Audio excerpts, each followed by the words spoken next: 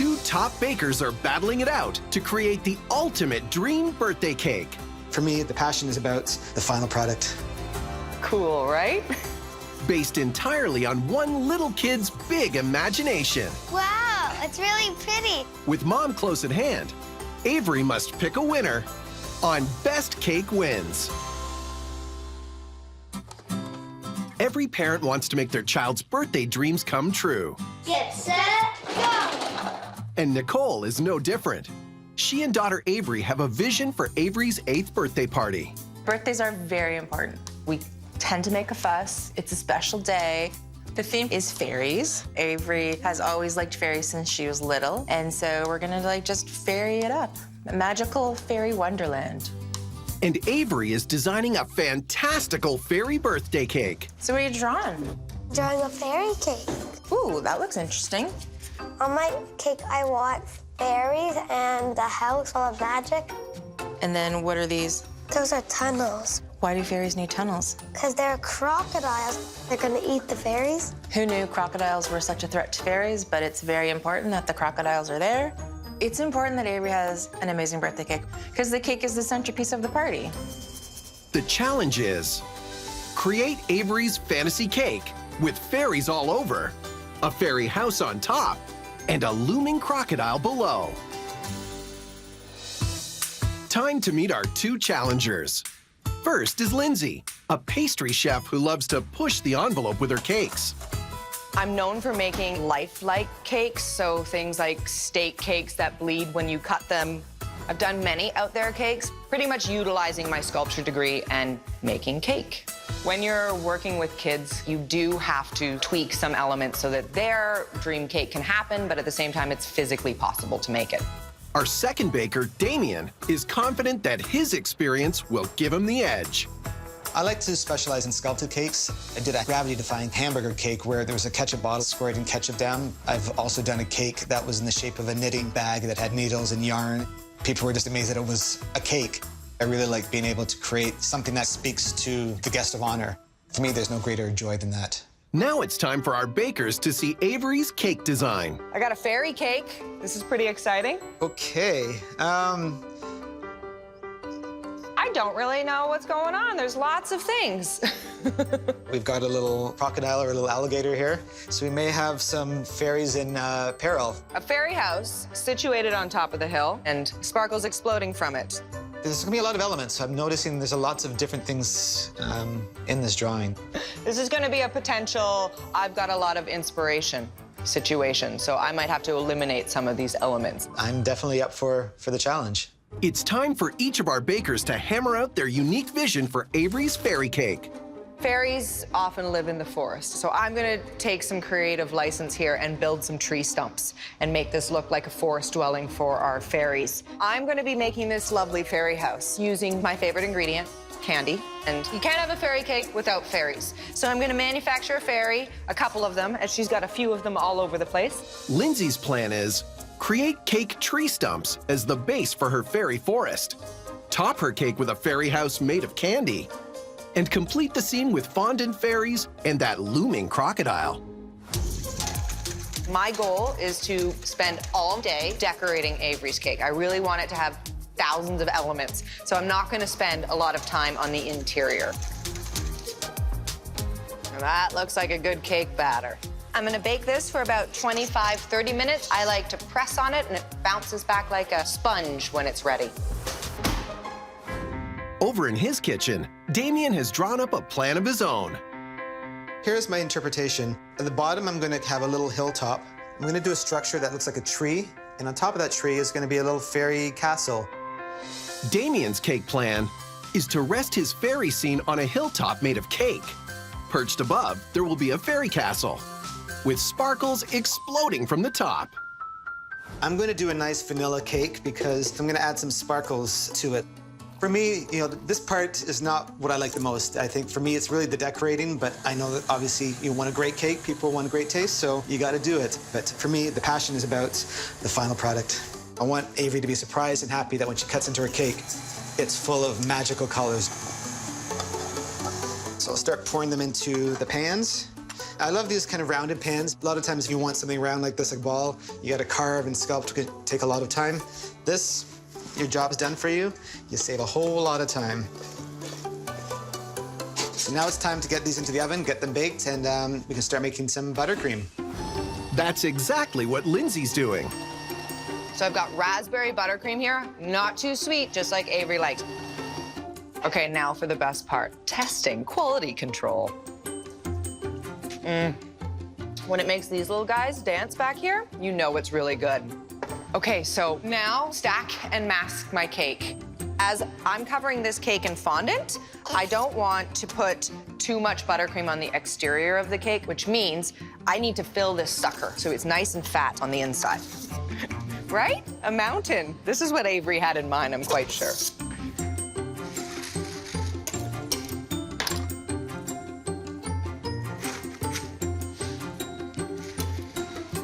Lindsay's switching up the flavors for her second layer cake. Chocolate on chocolate, redundant chocolate, the best kind. I'm gonna pop both layers in the fridge for a good half an hour. I want this buttercream to firm up so that I've got a harder blank canvas to build my fondant decorations on top of. Damien's cakes are out of the oven. Time to see if his rainbow sparkle batter panned out. I'm really liking how the colors are kind of coming out of the cake. That will look good when everybody cuts into the cake. What I'm gonna do is 2 layers of chocolate mousse and 1 layer of the strawberry compote. When you cut into it, you've got strawberry, you've got chocolate, you've got vanilla, you've got sprinkles, you've got a whole magical wonderland of cake. Damien's piping thick walls of buttercream to hold in his chocolate and strawberry fillings. Just add a couple of spoonfuls of strawberry, and voila, we've got ourselves the first part of our castle. While our bakers work at translating all of Avery's cake elements into their cakes, Starting to look like Avery's fairy house. she will be the one to decide whose edible creation takes top spot. Nicole and daughter Avery are planning her fantasy fairy birthday party with the ultimate fairy cake. Bakers Lindsay and Damien are under pressure to include as many elements as possible from her drawing. I don't really know what's going on. There's lots of things. Damien is working on some behind-the-scenes magic for his fairy castle. This part of the cake is not meant to be edible. This is all meant to be the structure, the design. This is basically part of the presentation. So we are gonna make it food safe, that once this gets in, we'll add some plastic wrap. I'll cover it a bit with some melted chocolate, so there's a nice barrier between the metal and the food. Avery's talked about she wants some crocodiles at the bottom, so I want this base to look like water. I'm just gonna blend the blue and the white fondant. When I roll it out, it's gonna look really cool. You're gonna see how this all just kind of starts coming together. And there we go. Perfect. Just gonna place this down here, make sure it fits in nicely. Green fondant will form the grass for Damien's fairy hill. Now I know I've got my hole at the bottom, so I'm just gonna make sure that fits right in the center. So now we've got our hilltop on the cake. Now I'm gonna work on this lovely fairy house. I've made these molds at home. I can make some candy and fill these voids, and then it will set, and I will have the structure of a fairy house. Lindsay heats a sugar substitute with glucose and water to make a molten candy mixture. Sugar has a language. When it first starts cooking, it's a lot like bup, bup, bup, bup, bup, bup, bup, bup. I'm looking for my hard candy to be more like bloop, bloop, bloop, bloop. It's the language of sugar. Cool, right? Now I'm gonna take my candy and divide it up amongst 2 ramekins so that I can mix different colors. Now do be careful, this is very, very hot stuff. Now I'm gonna take this one and pour it into my mold. A steady hand is your best friend. So now I'm gonna let these sit. Do not touch them until they are neutral. It could take half an hour, but you do not wanna burn yourself or wiggle them while they're cooling. While Lindsay waits for the walls of her fairy house to dry, Damien is making quick progress with the base of his fairy cake. I'm really liking it. It's definitely coming together, getting that detail in there. It's definitely starting to look like something. Just a few more pieces here, and then I'm gonna use the rest of the fondant just to kind of cover it around. Candy is breakable, so of course you have to be a little bit gentle here, but my mold is very pliable, so I can just pull it off. Deep breath. It's okay if it breaks. Just say that to yourself and most likely it won't break. I'm going to warm up one side. Nope. If I have my angles off at all, I can always reheat them and readjust. So don't get too worried. You can see that sugar sets really, really fast. Starting to look like Avery's fairy house. Okay, it's together and I didn't break it. Meanwhile, Damien is preparing to decorate his main layer cake. What I want to do is use some tools just to give this some texture, make it really feel like it's a tree stump. I'm going to take my little tool here and just start veining so that it's giving this cake some dimension. There's no perfect way to do this. I kind of like to just go crazy with it. So I'm just rolling the fondant around the rolling pin. This will just help me easily transport it onto the cake.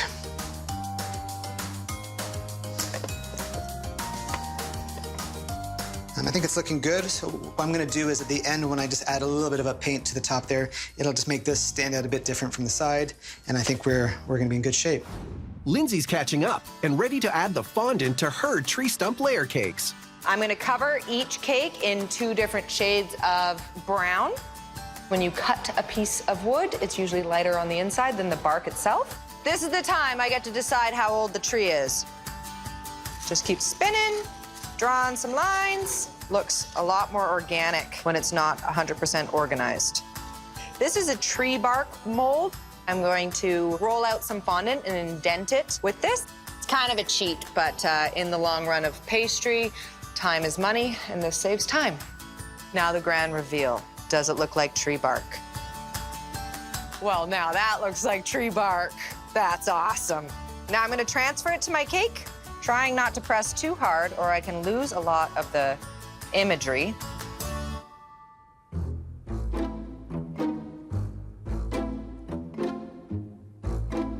I'm having a bit of trouble with the colors. It looks a little cartoonesque. I'll have a think about it while I'm doing the second tier. I love the texture, though. I'm just not feeling the colors.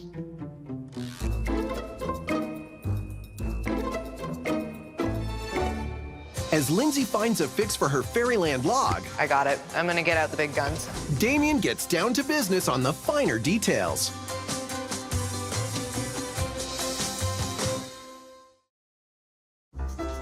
Birthday girl Avery has designed her most fantastic fairy cake. And 2 top bakers are going head-to-head to bring that fantasy cake to life. It's together and I didn't break it. Baker Lindsay has simplified the design, but isn't happy with the look of her fairy forest tree trunks. I really am not so hot with this color right now. I want it to be a lot richer, more lifelike. I got it. I'm gonna get out the big guns. I'm gonna airbrush it with food color. I'm gonna make it look a little bit more lifelike. I'm gonna add some dimension. So here comes the compressor. Now, whenever you're using an airbrush, you should know that color goes everywhere, including sometimes in your nose. So now I'm gonna test it. Ah, that's what I was looking for. That looks exactly like tree bark. Now onto the cake.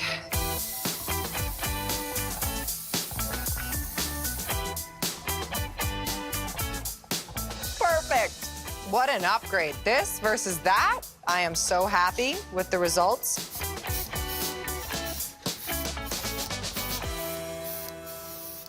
Meanwhile, Damien's cake is starting to come together. So now comes the fun part. We're gonna start stacking the cake. So what I'm gonna do is get the trunk. I just want to make sure that we see a bit of the tunnel there and just kind of see if there is an opening. All right, perfect.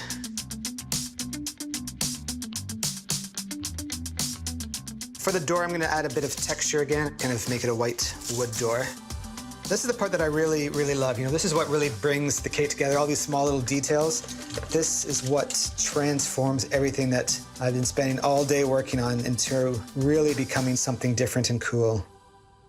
As Damien focuses on the finer details of his cake, Lindsay is ready to make some edible foliage for her fairy forest. This is an embossing sheet, and what I'm gonna do is put gelatin in this mold, and it will dry, and I'll be able to pick it up, and I'll have like a jelly leaf. Vegetarians can replace gelatin with agar-agar for the same results. Got a little bit of bubbles on top, but that's okay. I'm going to color it.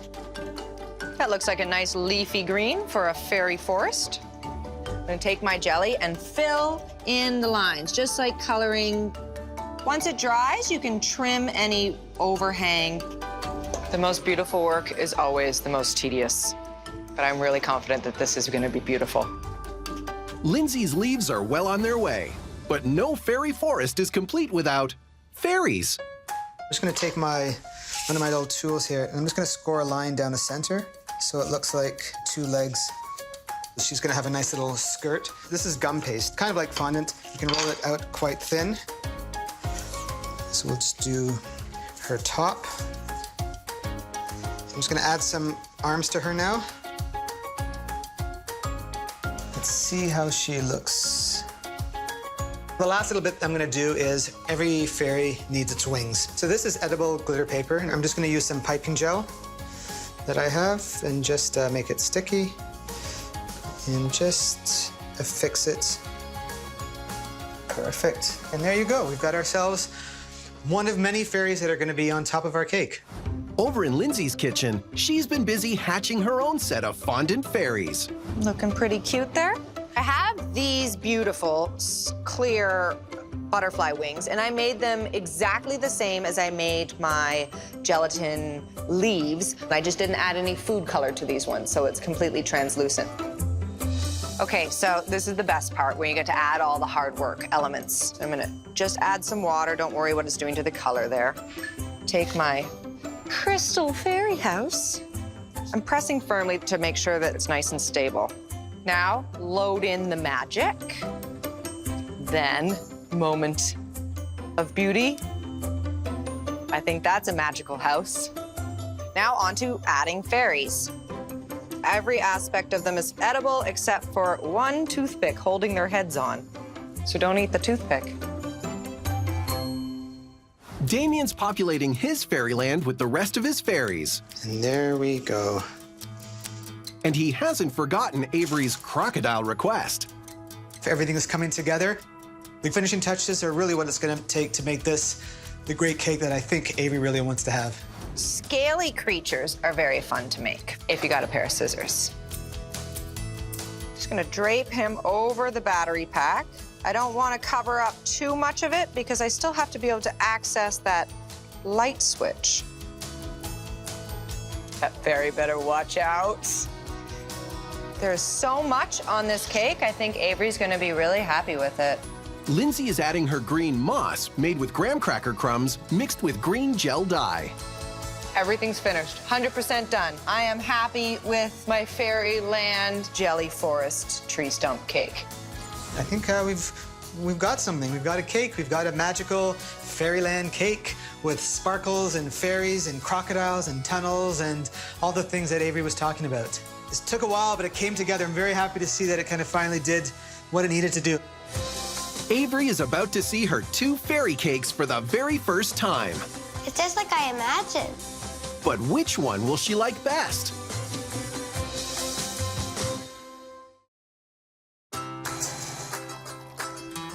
Bakers Lindsay and Damien have each been working hard to bring Avery's fairy birthday cake fantasy to life.